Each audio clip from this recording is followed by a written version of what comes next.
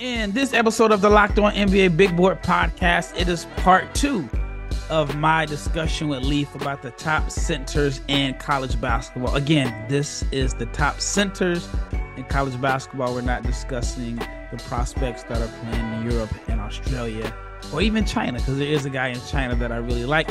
Once again, this is part 2 of the best center NBA prospects in college basketball. Stay tuned.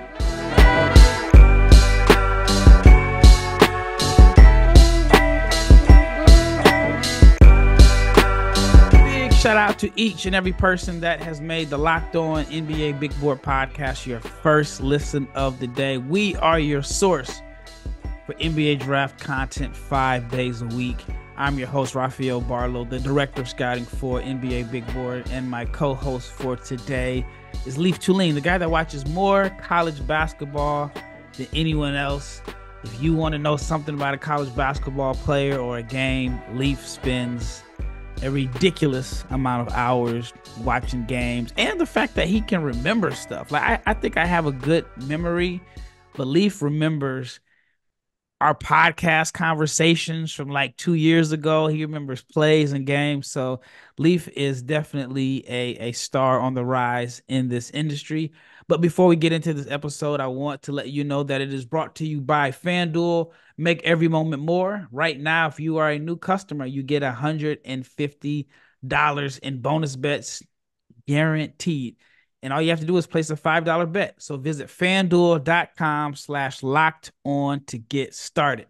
All right. In the last episode, we talked about Aaron Bradshaw, Donovan Clingan, Kyle Filipowski. I shared my thoughts on Kel'el Ware.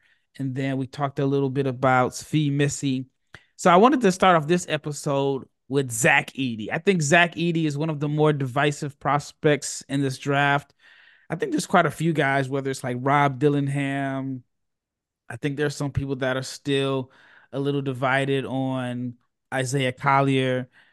But Zach Edey has to be mentioned as one of the more divisive prospects. I've seen ESPN rank him in the lottery. There are people that think he is a second-round pick. I think Bleacher Report had him at number 45. So that's a huge range.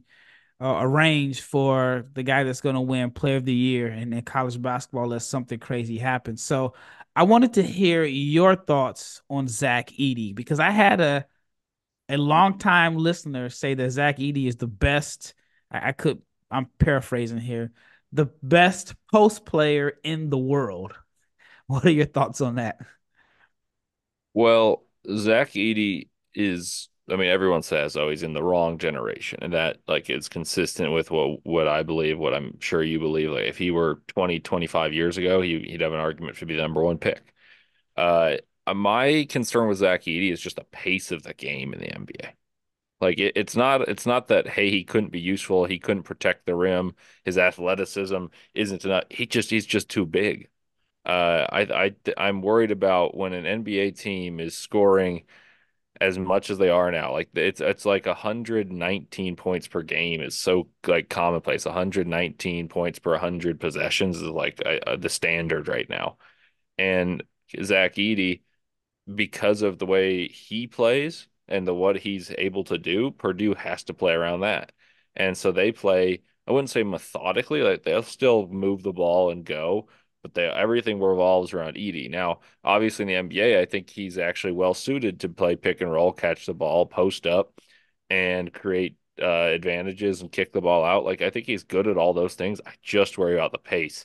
Like if you're going to take a first round pick on a guy that can only play situationally for short spells, that's just not something I would advise. I do think there's a spot in the NBA for him. He's better than Boban Marjanovic. He's better than Taco Fall. All these guys he's unfairly compared to because of his enormous stature. I think he can be a drop coverage big. He's got good touch. He's a good rebounder. Can protect the rim with his just sheer size. But it's just not the right landscape for Zach Edey in today's NBA for me. Yeah, I agree. And the reason I agree, and I was trying to explain it to someone earlier, I think there's people that don't realize how much the NBA has changed over the last few years, even just the rules. So there's a clip that's going around on social media, and it says Charles Barkley schools Ben Wallace. I don't know if you've seen it. So in this particular clip, it is clear isolation basketball. And it just, I mean, there's nobody within arm's length of Barkley when he has the ball. And back in the older days, when they had illegal defense. So if you took, for example, Zach Edey, right? And you had him stand at the 3 point line, his man had to go guard him at the 3 point line. He either had to stay connected or make a hard double. And then the NBA changed the rules where you can't back guys down for like 4 and 5 dribbles. That was something that Barkley did, Shaq did. Even Mark Jackson used to bring the ball up court backwards, back the guy down. So when the NBA changed the rules for that, I think it played a big role in eliminating how effective a bigger, stronger post player can be. And so in today's NBA, Zach is not going to have the opportunity to get the ball on the block, ISO, everybody spreads out, and he's going to get 4 or 5 dribbles to score. If the NBA allowed that, I think he would be dominant. I think he would be really dominant. And then, like you said, the pace of the game is totally different.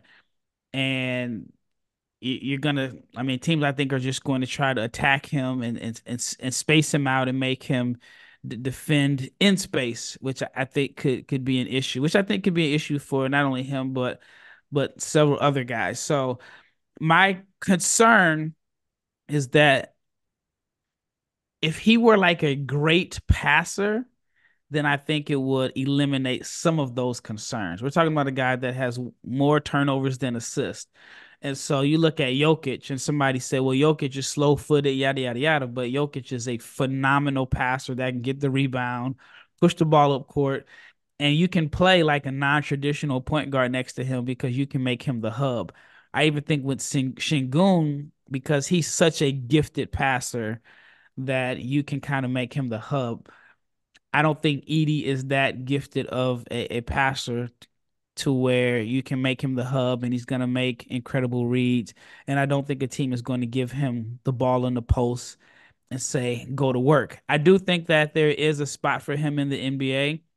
I mean, I think it's for depth purposes. I look at teams in the West and I wonder, all right, if you're a playoff team in the West and you feel like you got to go through Denver at some point, you may need some size to stop Jokic. The problem is Jokic can shoot the three. So now, you don't, Edey's going to end up defending in space. But I still don't have to say this. I remember back in the day where teams like the Thunder, for example, they had guys like Kendrick Perkins on their roster just to get past the Lakers because the Lakers had Bynum and Gasol. And so I'm wondering if Jokic is going to get to that point where teams are going to have a roster spot for a guy just to match up with him in the playoffs. So that's my thought. So where would you take Edey at? Like, do you think he's a first round pick? Do you think he's a second round pick? And do you have a team that you think would be a good fit for him? He's a second round pick for me. I just I don't like taking a player that you can only play situationally, and it may end up being better than some of the players that end up selected in front of him. But if I'm a team, I'm looking for a player I can play. And I think very few teams could really afford to play him other than situationally in today's era of pace and space. I do think he's actually a good passer. I just don't think he's a great passer, which is what you need to be Yeah. to make it work.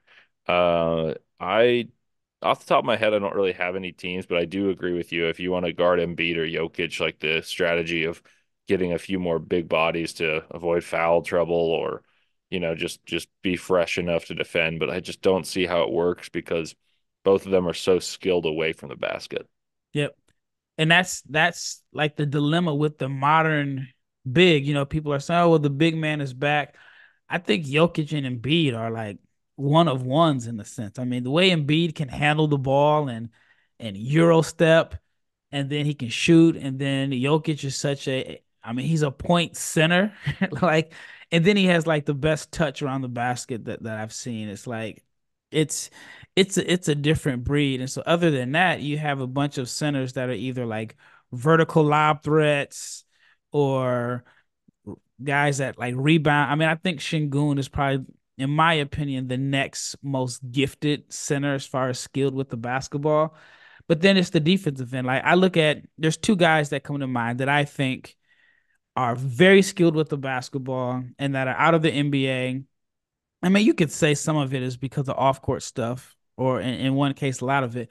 But I think it'll be hard to find a more skilled offensive player in the post than Jahlil Okafor and Enes Kanter. And both guys, their careers kind of went downhills because they were unplayable on the defensive end in certain situations. I mean, as a Jazz fan, I'm sure you remember the series where Billy Donovan, he mouthed like, I can't play him. And so I think that could be a potential issue with Zach Edey. Yeah, I mean, Cantor was a tremendous rebounder too. Like being a Jazz fan, I watched him rebound everything offensively, The and then best hand. defensively, and he was like a sieve. And it became very apparent that Derek Favors was better than Cantor pretty quickly. And then, of course, Rudy Gobert was far better than Enes Cantor pretty quickly. Uh, I'm agreeing with you. I think one point to notice is there's a little bit more of a nuance with Edey is people will see production and like stats will be off the charts for Edey. And you watch him and he's got that big of an impact for Purdue, but Purdue has catered their basketball program around him and around bigs for years. And I don't think an NBA team plays that way. So even pick and rolls at Purdue end up in a post up. They're not like pick and roll into a dunk. I just don't think it's as seamless a transition into the NBA. And I could be wrong, but it's hard to adapt your whole style of play when you're that big to space and pace when the whole game's been catered to post up and space around you. Yeah, I agree. I agree 100%. So we're on the same page. Some may disagree, but if you, the audience, have a different opinion on Zach Edey, let us know. Hit us up on the YouTube channel, Locked On NBA, if you're listening on the podcast, and share your thoughts. All right, we'll get into the next center that Leif believes is a good NBA prospect. But first, let's talk about BetterHelp. This episode is brought to you by BetterHelp. And around New Year's, we get obsessed with how to change ourselves instead of just expanding on what we're already doing right. Maybe you finally organize part of your space and maybe you want to tackle another, or maybe you're taking supplements every morning and now you actually want to eat breakfast or you want to work out. Well, therapy helps you find what you're good at and your strengths so you can ditch the extreme resolutions and make changes that really stick. So if you are thinking about taking therapy, you have to give BetterHelp a try. It is entirely online. It is designed to be convenient, flexible, and is suited to fit your schedule. Just fill out a brief questionnaire to get matched with a licensed therapist, and you can switch therapists at any time for no additional charge. So celebrate the progress that you've already made. Visit betterhelp.com/lockedonnba today. And you can get 10% off your first order. That is betterhelp.com/locked on. All right, like I mentioned in the open, this episode is also brought to you by FanDuel, and the NFL playoffs are here. I know there's some very disappointed fans in Philadelphia and Dallas, but it is still time to get in on the action with FanDuel, which is America's #1 sports book. Right now, new customers get a $150 bonus bet guarantee. All you have to do is place a $5 bet. That's $150 in bonus bets, win or lose. The app is easy to use, and there are so many different ways to bet. You have live same game parlays. You can find bets in the new Explore tab. You can make a parlay in the Parlay Hub, which is the best way to find popular parlays, and many more. So visit fanduel.com/locked on to make your first bet a layup. FanDuel is the official partner of the NFL. All right, Locked On has launched the first ever national sports 24/7 streaming channel on YouTube. Check out Locked On Sports today. It is here for you 24 hours a day, 7 days a week, covering the top sports stories of the day with the local Locked On experts and the Locked On national shows that cover every league. So go to Locked On Sports today on YouTube and subscribe to the first ever national sports 24/7 streaming channel. All right, we spent an entire segment talking about Zach Edey, who is the next center that you would like to discuss as an NBA prospect that is playing in college basketball? I actually have a guy ahead of Zach Edey that I think's at the end of the first round. I know it's someone you like. It's Oso Ighodoro from Marquette. Hmm. And I watched him play Villanova yesterday, and so that even makes it more like on the top of my mind, but I already had him ranked here when you asked me to prepare center. So I had him after the guys we discussed in the first episode, and Iguodaro plays an unconventional style of basketball, but I think it works well in the NBA today, where there's a lot of space that you can, like the hub is becoming more and more important to offenses. Even offenses with really good point guards have a guy who can be like a secondary playmaker. And then some t teams really play through their bigs. Obviously, Jokic, Şengün, Sabonis come to mind. I'm not saying he's anything like that. But what he is, he's a great decision maker. He's got great hands and he's a really good vertical athlete, even if he's not super big, either in the bronze stature or in terms of height. But he's a quick twitch athlete, catches the ball in the kind of the mid post area on rolls and makes decisions of whether to pass. And he shoots floaters. And maybe that's not something that a lot of teams want you to shoot now, but he's excellent at them. He rebounds well, he blocks shots, can switch. I think he's a first round pick in a draft that it isn't like loaded in terms of top end talent either from freshmen or in terms of veterans. And the more I watch him, the more I see a role for him as a second unit big. Yeah, I think he's a 10-year pro. I'm very high on him. Arguably the best passing big in college basketball. If you like guys that pass and can move the ball, he'll be one of your favorites. I love seeing him make passes at the elbow, whether it's finding cutters. I mean, some crafty behind the back passes. I think he's a very gifted passer, but his game fits the modern NBA outside of the fact that he offers zero floor spacing. But his game fits the modern NBA because he can be your low usage guy that can roll to the rim, serve as a vertical lob threat. You can give him the ball in the middle of the floor if your star player gets trapped. And I mean, I've seen plenty of times where, especially living in Dallas, and it was before they had Kyrie and Derek Lively, but there were times where teams would trap Luka and he'd give the ball to Dwight Powell in the middle of the floor, and Dwight would have his back to the basket, looking to throw the ball right back, as opposed to a big that if they're trapping, you can give the ball to in the middle of the floor, and he can either shoot the floater, pass it to the corners, or if he's playing with another big, find that guy as a vertical lob threat. To me, I always call it like the Draymond Green play. It was like the play that made Draymond such a valuable part of Golden State's offense in Golden State's like first title run when they would trap Steph and they would give him the ball in the middle of the floor and he just made teams pay. So I think Iguodala could be one of those connective tissues that really complements a star. My concern with him is that he has these flashes of like great touch around the rim and floaters, but it's like once he gets to a certain point on the floor, that touch just like disintegrates. Like he's a bad foul shooter. I mean, the numbers I think have gotten better this year, Yeah, which they're which better, but the form's still not pretty. Like, the yeah, I don't form buy the isn't jump pretty. shot at all. He's 64%, but it's a janky form. But you know who he kind of reminds me of? It's Brandon Clark. He's a like they both perfected that kind of mid-range shot, both quick twitch, jumpy athletes that can play the five that aren't built quite like stereotypical fives, Yeah, and they run the floor. He's better with the ball in his hands than Clark. Clark's probably a slightly better athlete and and better uh shooter. and a better shooter, but was Brandon Clark regarded as a shooter? Not particularly coming out. So I think Iguodaro plays within himself, whereas Clark shot threes and now kind of is told, obviously injuries happen, but was told not to shoot very much. So Mhm. I can see Iguodaro playing a role similar to that in the NBA, and he's a better defender than you'd expect for someone who's 6'9" and fairly thin.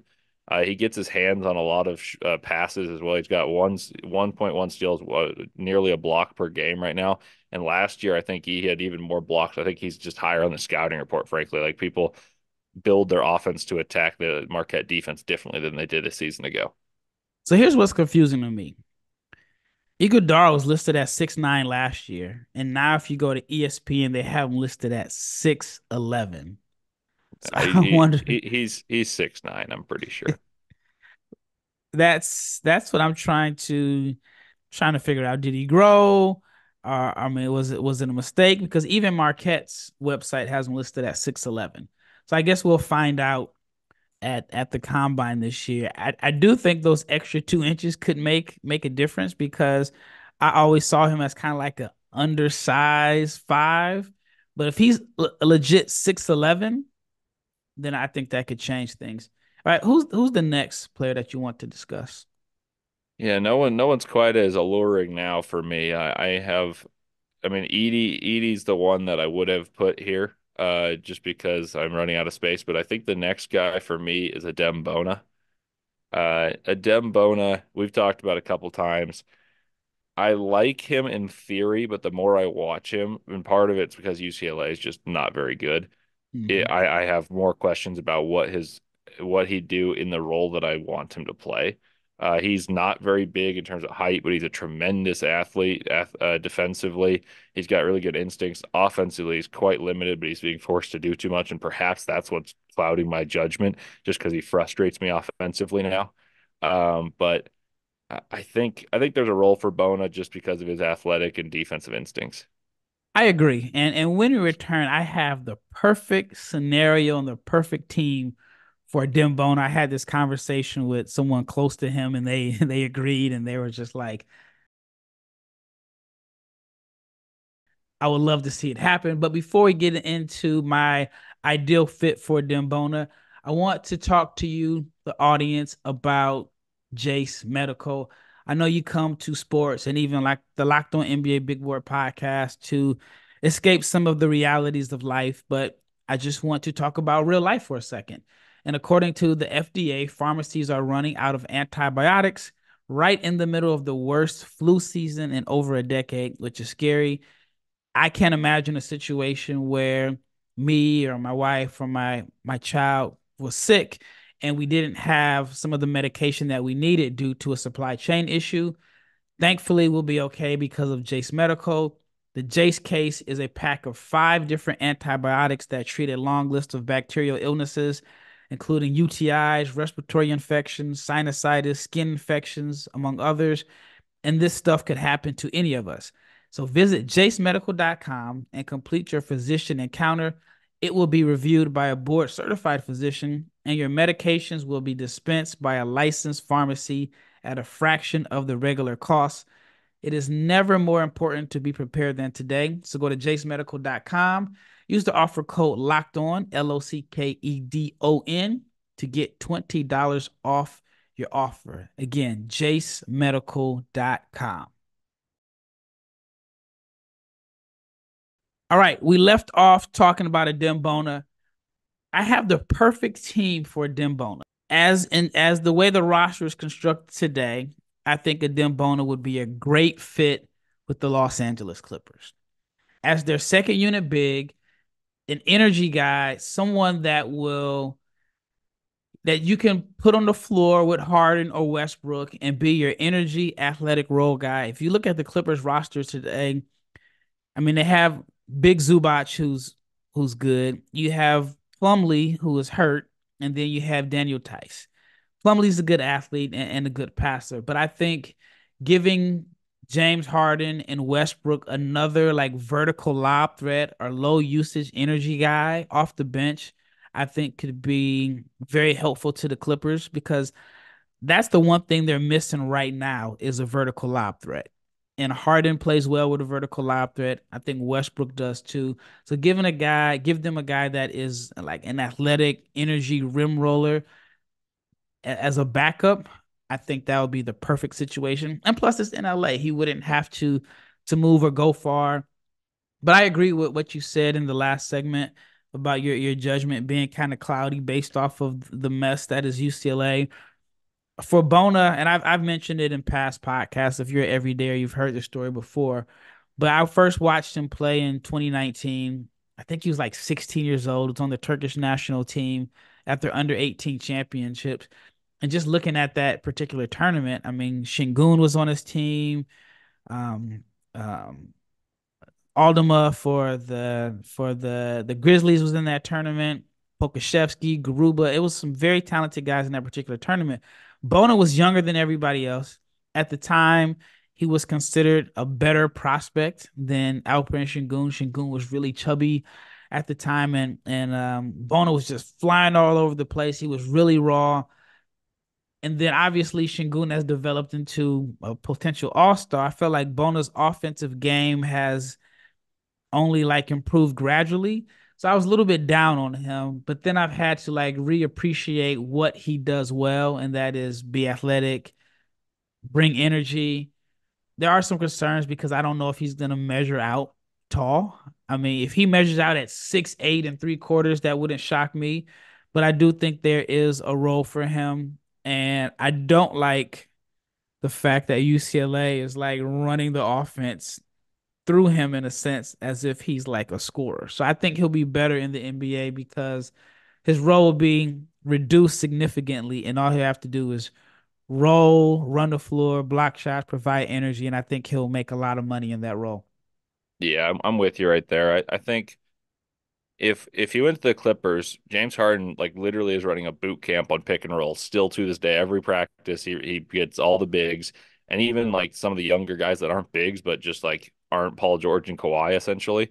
And I think with that type of environment and just a guy who's athletic and can go up and snatch the ball, he'd really play well there.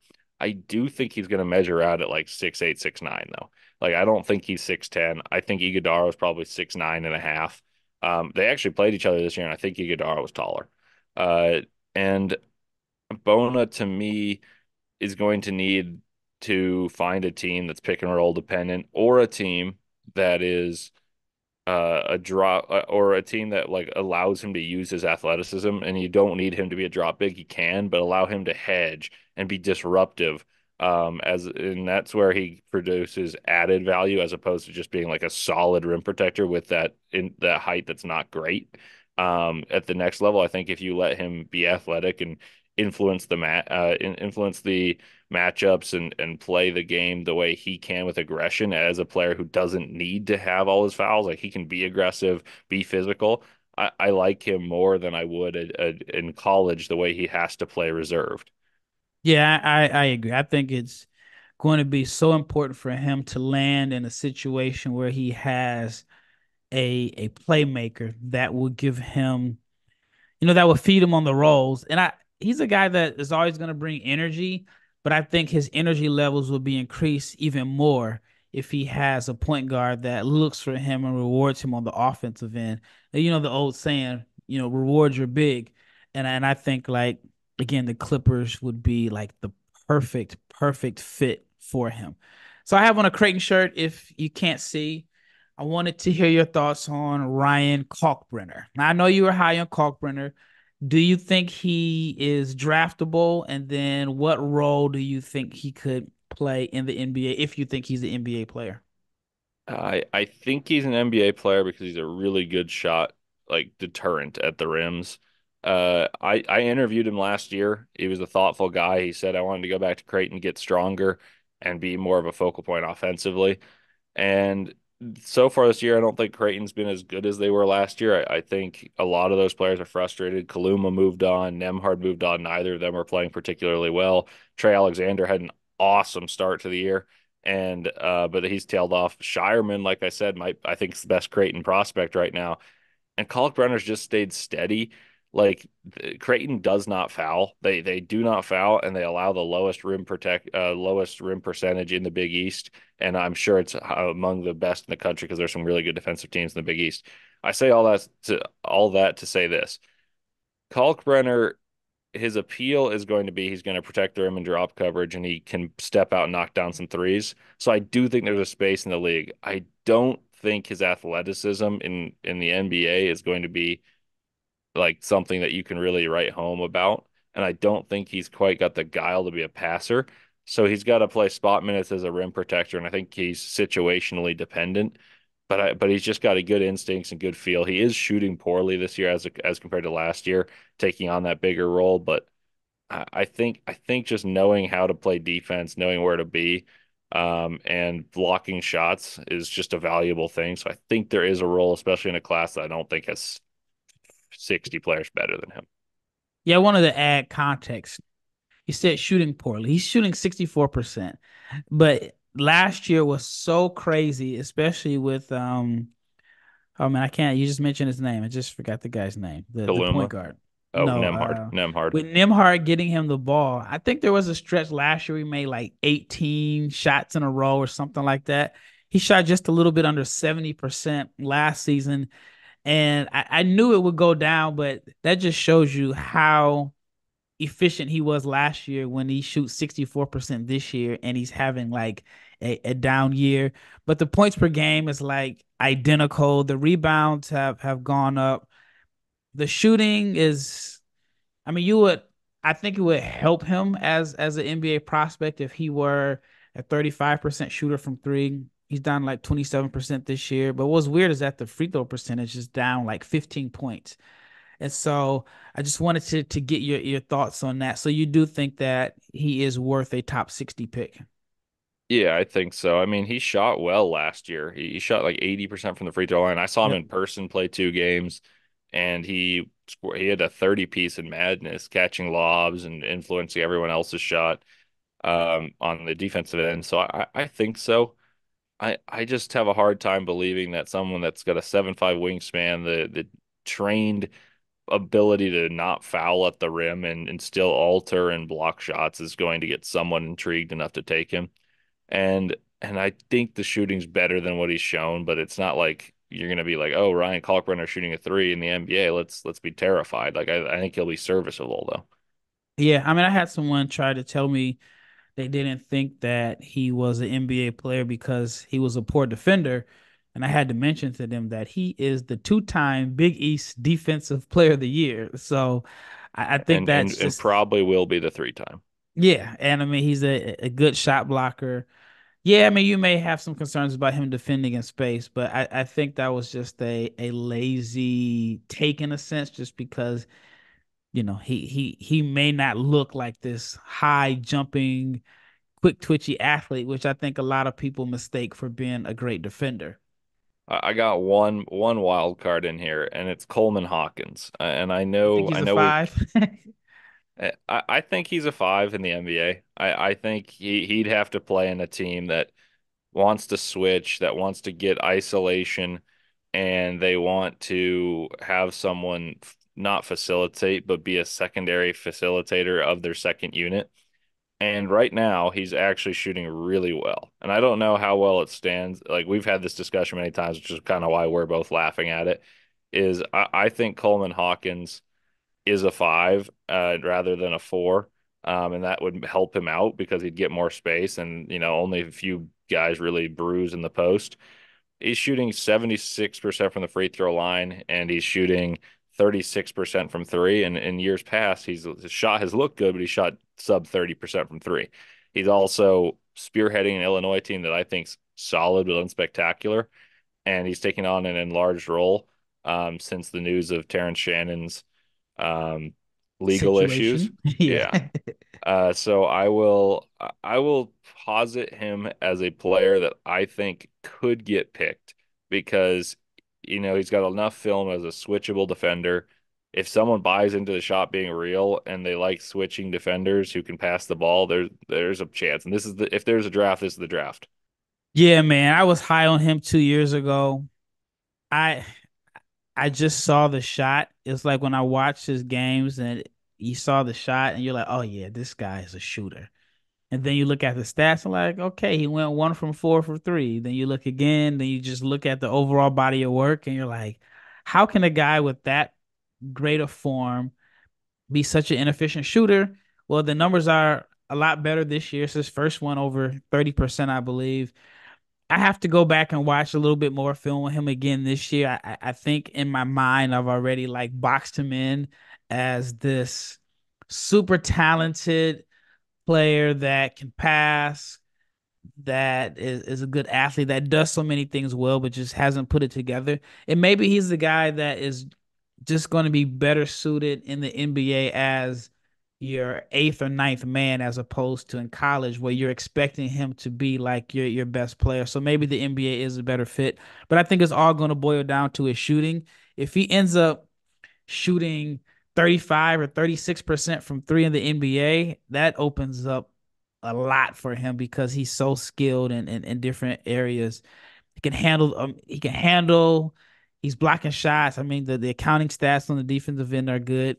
I just always saw him as a four. I just saw him as a four, but I mean, it's fair. He could be a guy that you list him as a four, but he closes games. If he is in your closing lineup, he closes as a five when teams go smaller. So I can see that. Yeah, that's kind of my pitch. I wouldn't say I'm dead set on it, but he's certainly worth a nomination in a class that I think is fairly devoid of depth. Yep. Well, that wraps up this episode of the Locked On NBA Big Board Podcast. Once again, thank you for making the Locked On NBA Big Board Podcast your first listen of the day. Check us out tomorrow. We will have more NBA draft coverage because this is what we do 5 days a week. Once again, it's Rafael Barlowe with Leif Thulin, and we are out.